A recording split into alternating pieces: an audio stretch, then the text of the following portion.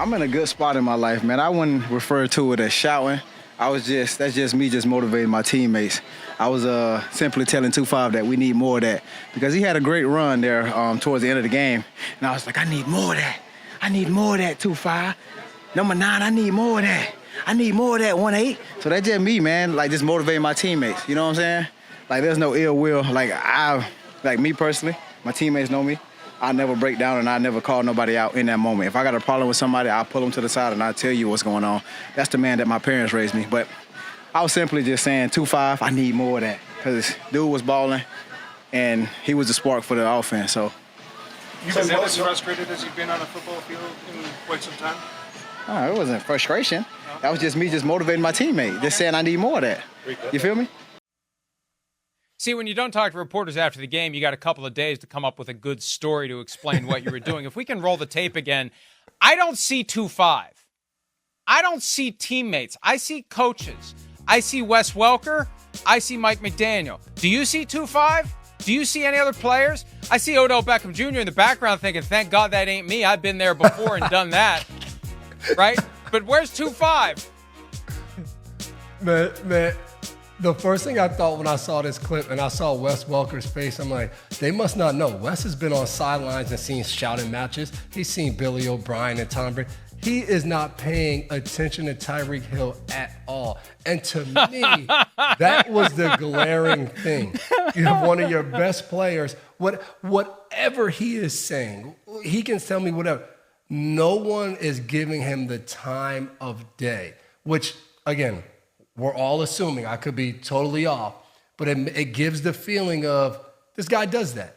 Whether it's in practice, whether it's in games, he goes on whatever rant or whatever he's saying, and they're just not interested. They're not interested in hearing it. When your best players are speaking, you usually see guys right away. They're like, heads are turning, they're listening. What is he saying? If you're sitting like, Mike McDaniel's like, whatever's going on behind me, I'm going to ignore it. You only got one ear covered. He heard that. He didn't turn around. Wes Welker legit slid so he can keep his eye on the game. Like, no Odell Beckham, straight face. No one was listening to whatever was going on over there. So I thought it was glaring from Miami that everything's not as Poppy was saying, trolls, everything's not cupcakes and rainbows over there. Like, it's one of the most positive places we've seen in the NFL since Mike McDaniel's gotten there, especially after Brian Flores. You know, that was always a talk. It's not happy here. It's not good. He's too down. Like, all of those things. And it's been very upbeat. And it is also proof of just the importance of the quarterback and having a plan at quarterback. Like Tyreek Hill said, there's no way he's not frustrated. As he was saying that, and we're watching the clip, it's 22-6. Like, they're getting handed. Like, one of the things we've never really talked about with this Dolphins offense is a struggle to score some points. And now it's a struggle to get the ball moving, to get some points on the board. So there's definitely frustrations. I was just sitting there, and again, this is coming off talking about Devontae Adams. We're now sitting here removed. Tyreek Hill's made a ton of money. They've had success. His numbers are awesome. But now the outlook again for this team is, for one, it was before coming into the season was, well, they still won't win in the playoffs. Now we come and we're like, well, they're probably not going to make the playoffs. So for this Miami Dolphins team, it's just like, man, like all of these moves seem so good, moving in the right direction. And ultimately, they might walk away from the Tyreek Hill experience and saying, we didn't really do anything that was, life-changing for this organization.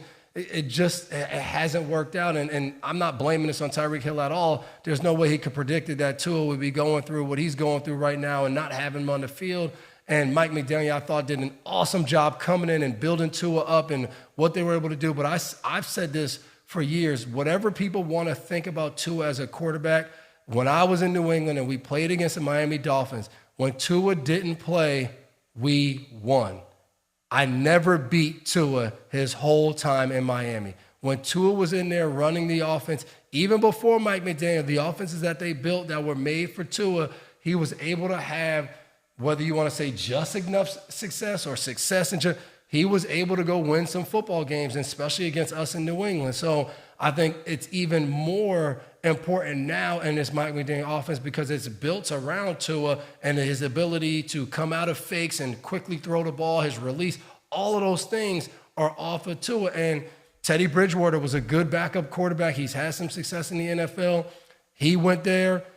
I played against Teddy Bridgewater in that offense. It just was not the same. And we've seen now again, when Tua's not in there, this offense really struggles to be able to operate at, I won't even say a high level, at really an NFL level to do anything other than go out there and punt the ball. So I think this is just the beginning of the frustration for Tyreek Hill, for anybody else. If Odell Beckham comes back, like all those guys on offense, I think this is the beginning of struggles. And I think even now, watching Jalen Phillips go down last week, it's going to be struggles across the board for this whole team. Our former or current colleague, former Cowboys head coach Jason Garrett, was on the program yesterday, and he's not one for hot takes or hyperbole. He called the backup quarterback situation in Miami shocking. And really, of all teams that needed a veteran backup who could come in and run the offense in the absence of Tua Tagovailoa, the Dolphins would be at the top of the list. That's part of the problem. That contributes to the frustration. And the point you made, it's 22-6. Like, you're motivating Devin Achane at 22-6. There isn't a 16-point play in the playbook. The game's over. This is frustration because I'm not getting the ball in my hands. I'm not being trusted to be the one to make the difference. I'm the best player on the team. And we can stipulate he is the best player on the team. Yep. He is the guy you got to get the ball to, and it's understandable why he'd be frustrated. Hi, it's Mike Florio. Thanks for watching PFT on YouTube. Hit subscribe for the latest news and analysis from Pro Football Talk.